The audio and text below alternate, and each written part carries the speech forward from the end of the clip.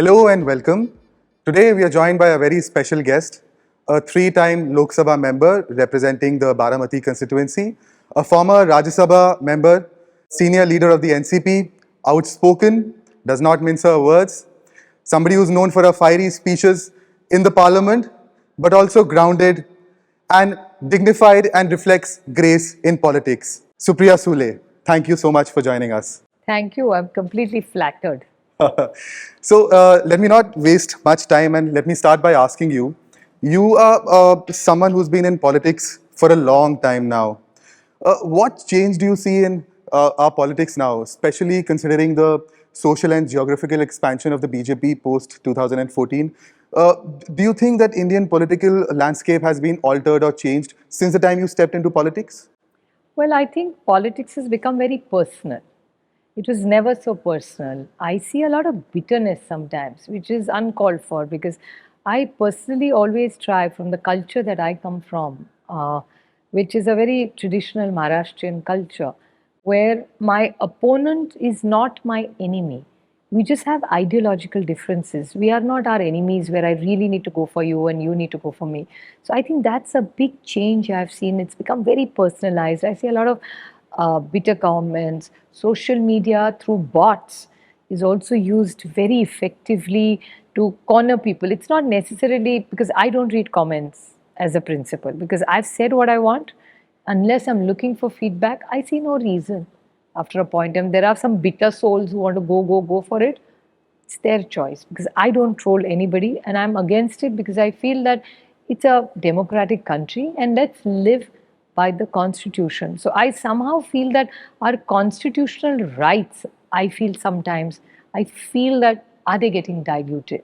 Or is there too much aggression in politics in a negative way, not in a positive way? It's not like Mera Bharat Mahan and I really want to fight for this cause. It's not like that. It's too personal.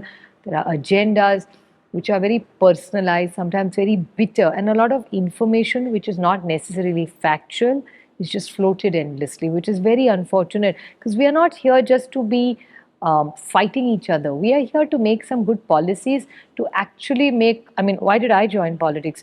I really felt that doing good policy making, I could really change people's lives for the better. Even whether I'm in opposition or I'm in power, how does it matter? We're here in, why do I like to be in parliament? Because we make good policies for the nation. You sound a little disappointed. Yeah, of course I am, because I like to take my job very professionally. So I feel, do we really need all this so much bitterness around?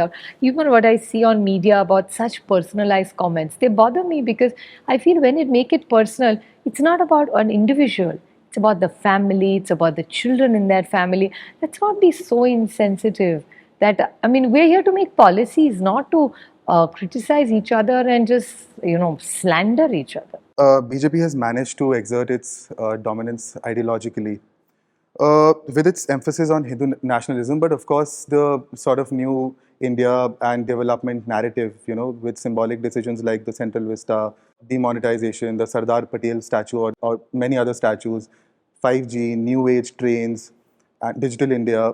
Do you think that BJP has crafted a new political hegemony and space for opposition parties and smaller parties is shrinking? How do you say that? The trains are always getting better. With technology, you can't say 5G is not their achievement. It's technology. When we were in power, the mobile phones came, then came 2G, then came 3, 4 and 5. So what's the big deal? It's not, government has not created 5G, industry has done it. And I think anyway, there were roads and very good highways in Maharashtra and India even before they came to power. So what has happened is, unfortunately, people have forgotten to study data. I mean, I went to a very good school. I got immunized. I was very good safety. Being a woman, I was very safe traveling on trains. There were roads. I didn't go to school in a bullock cart. I went by Rajdhani to Delhi. So, and I went by aircrafts to Delhi and Kashmir and Kanyakumari and Mahabaleshwar on a highway. So this has not happened only in 8 years. This has happened ever since I remember. I went to a very good school. And there are very good schools in my constituency for decades. So let's not forget it. I mean, I always joke and tell people that this whole narrative or 60 saal mein tumne kya kiya, I want to tell them, जिस school में तुम पढ़े ना, उसी 7 साल में हुए, तभी तो सवाल पूछने लगे ना. So it's a good thing. But and one thing you have to understand, I don't get overwhelmed by just data thrown at me. We have intelligence to process it. That's why we are humans, no? So I don't get overwhelmed by all this because I'm realistic and let data speak for itself.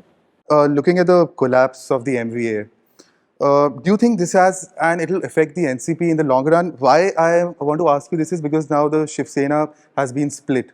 Leaders from your party have been booked by investigating agencies. Mr. Anil Deshmukh has been released, but somebody like a Nawab Malik is still behind bars. So, how do you look at all this? Well, we have to fight it. It's very unfortunate what has happened, but you have to fight it. What can you do? And when you are in the right, it's Satyameva Jayate. It's a harder road. To follow the truth and what you believe in is always a harder road. It's so easy to compromise and live. But that's a choice you have to take. Do you want to compromise and live, or you want to fight for the right cause? It's a choice each individual has to take. And we have taken our calling. And everything, you could be a wonderful position, but eventually history will judge you whether your decisions have actually impacted people. There are millions and millions of people in very powerful positions just get lost because they were in the position but they never really impacted lives. And there are people who were never in positions and have impacted. Mother Teresa was never the Prime Minister of this country. So there are millions of people who impact other people's lives for the better. So I'm not so henpecked that I don't get overwhelmed so easily with too much success or failure. Just yesterday, Mr. Ajit Pawar had made a statement that, if Mr. Uddhav Thackeray would have, approached Mr. Chhagan Bhujbal, then the MVA would have probably been saved and he would have still been the chief minister. What I want to ask you is the larger question about the collapse of MVA. Do you believe that, Uddhav side's faction, Uddhav Thackeray, ignored the Hindutva of Bala Sahib? And do you find any credible basis on this argument about Uddhav Thackeray ignoring the Hindutva of Bala Sahib Thackeray and largely the collapse of the MVA? Why don't you look at data? Look at the allegations. Pannas khoke okay. And agencies. There are people on that side who have written to Mr. Thackeray, let's go with the BJP so that the agencies go off our back. With what face do they say? I mean, I laugh when they say that. You accept it. And my question to all these people is, when the Honorable Balasaheb Thackeray was alive, he chose Uddhav Thackeray as the next leader. You accepted him for 20 years. You worked with him for 20 years. So what went suddenly wrong when you already accepted him as your supreme leader? It's their way of operating. That's how Shiv Sena works. Every party has its own culture of working. Every organization has. So when Balasaheb Thackeray himself, who you call as your supreme leader, he has chosen, as in Hindi they say, or Marathi they say, Uttaradhikari. How can you challenge it? That means you're challenging your own supreme leader. So I find it really sometimes juvenile because they keep changing the goalpost because they give excuses all the time. And to say constantly that Balasaheb Thackeray didn't have a good relationship with Congress is one thing in isolation. I can show you 30 examples where he and Congress have had very good common decisions taken by them. On your relation with the Congress party, Shiv Sena and your party is backing candidate for the Andheri Mumbai bypolls. So I want to ask you a larger question about coming together as a united opposition in 2024. So while Mr. Pawar has also been meeting a lot of leaders recently, so I want to ask you whether you think the opposition will come together for a fight in 2024, and if at all, if it happens, will you, if there is a possibility, will you unite under a leadership of a Rahul Gandhi? Well, time will tell. There's always, and don't you think there has to be an opposition in any country? This is a democracy. I mean, I think it's the most natural thing for there to be an opposition anywhere in the world. I mean, even if I were in power, I would encourage dissent because it's a democracy. We live by the constitution of this country or any country for that matter. So to have an opposition is the best thing. Where do you keep your checks and balances? So I'm a big one. I mean, I'm not saying this because we are in the opposition. Even if we were in power, my view still stands the same. We have to have a robust opposition which keeps the country in check. What will be your strategy to unite the opposition? We see a lot of friction between a lot of parties. So there are a lot of friction because there are different people and personalities. So it's normal to have little bit of friction. It's a democratic group.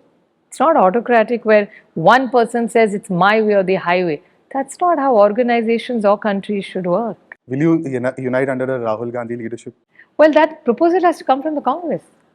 The Congress has to first propose it, no? Recently, the BJP president, Mr. Nadda, he had said that the BJP is the world's largest political party, which is fighting against family parties. And you are someone who's openly said in the past that you're proud of your political background and you're proud of being Sharad Pawar's daughter. Of course I am. So I just want to ask you, do you think that this whole argument about dynastic politics is still relevant? Well, it doesn't really matter. Why can't we make it performance driven? I agree with you. Why should there be dynasty politics? I'm completely agreeing with you. But if somebody is doing a good, competent job, you can't write somebody off just because they're somebody's child. Let people of this country decide. I'm not defending anything or I'm not talking against anything. Let the people, let the democracy, let's follow the constitution. My entire argument all the time is let's follow the constitution of this country, point number one. And second is, are you trying to tell me that the BJP does not have dynasts? I can give you a list of 50 right now, starting from parliament to the cabinet to the states. So when they do it, it's not dynasts, it's talent. And when we do it, it's no talent, it's dynasts. I mean, that's a bit of an unfair argument. You have been somebody who slammed the Eknath Shinde cabinet for being an all-male cabinet. You've been someone who's been very vocal on, women-related issues right from your initial padyatra on female feticide. Will we see a woman taking over your party as its president? Well, time will tell. How do you know? I mean, I can't defend it. And my point is, we need to share power. It's not only about a post. Parties can't be run just because gender. And this is not tokenism. You need somebody really effective. Like I always tell people that just because you put a woman in a position, give her power to change. That's why it's not only one human-centric power. You need to give it to many. So why can't we have a women's reservation bill in Lok Sabha? Let there be 50% women. I talk about all gender issues. I only don't talk about men, women. I strongly and openly talk about the LGBTQI as well.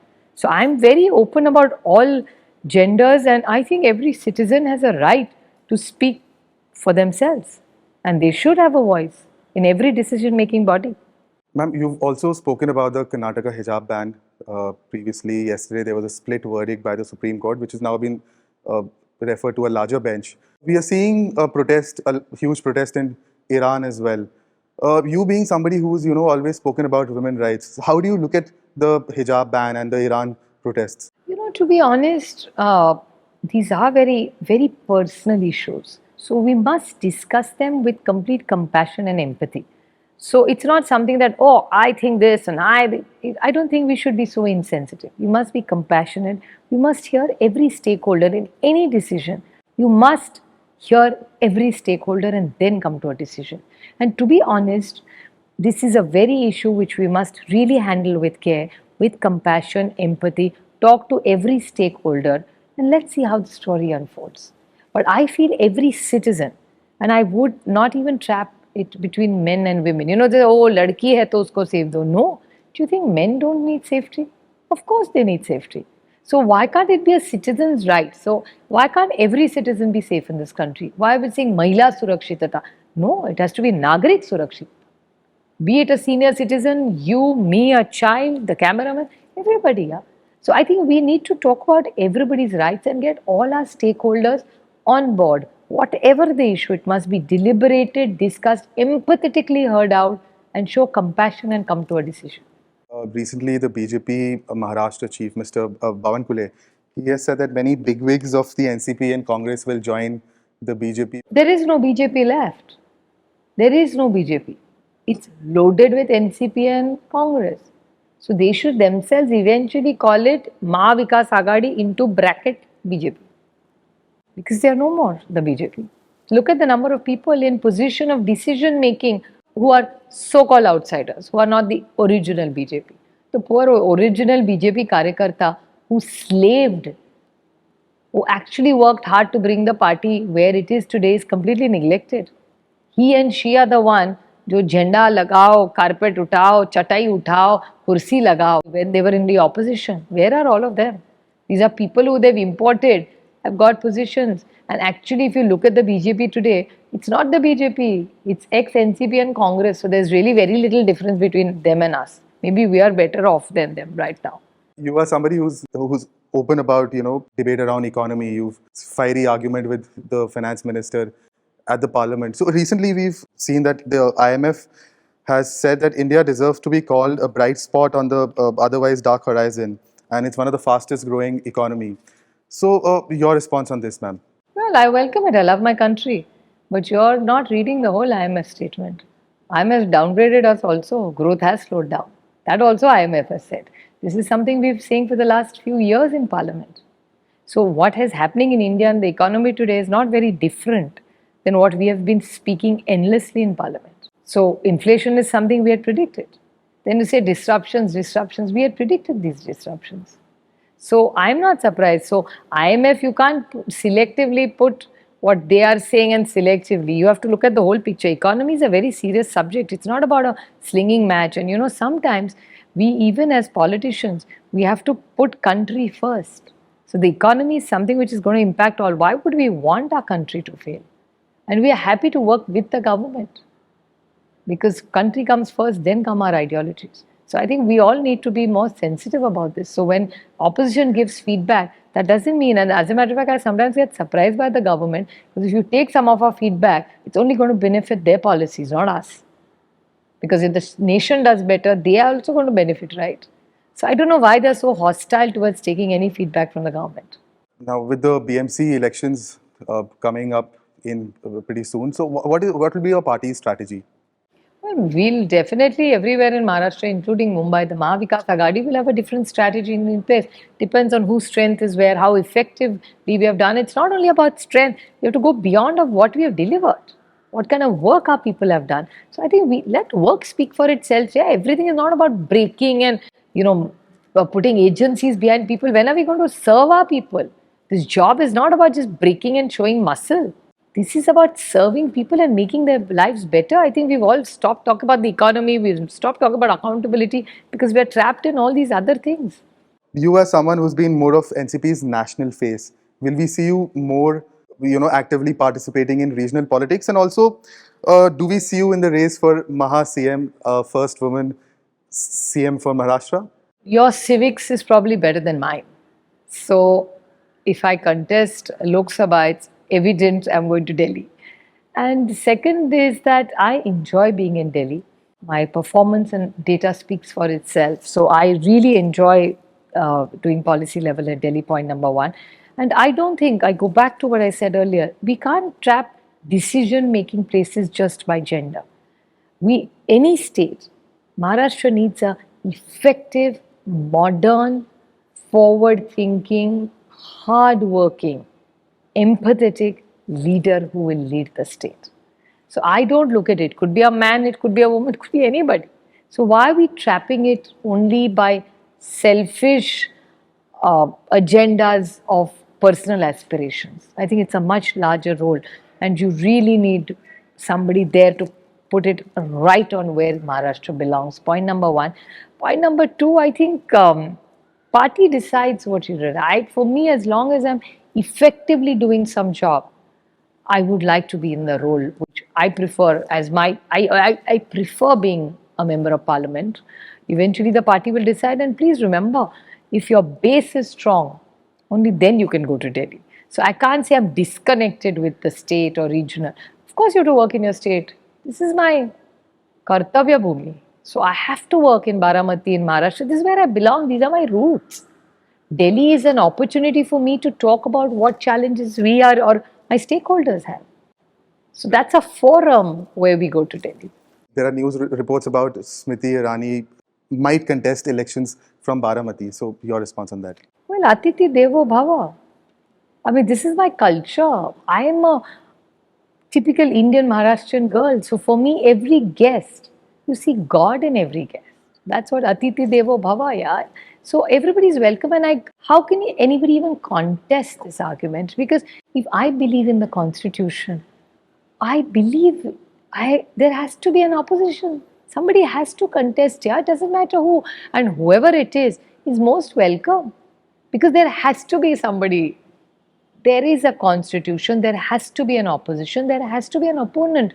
And I repeat myself, I reiterate that my opponent is not my enemy. At least I can control my mind, I can't control somebody else's. I don't look at my thing, I have ideological differences. You're wearing a turquoise kurta.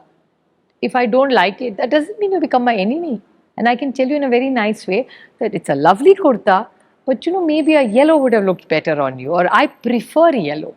That doesn't mean this is bad. So, why are we all so hostile towards each other? And this is the new culture which I find disappointed, which you said at the beginning of the interview. Thank you so much, ma'am. Thank you for talking so outspokenly and bluntly. Thank you so much. Subscribe to Midday India. Get direct notifications on all our videos by clicking on the bell icon.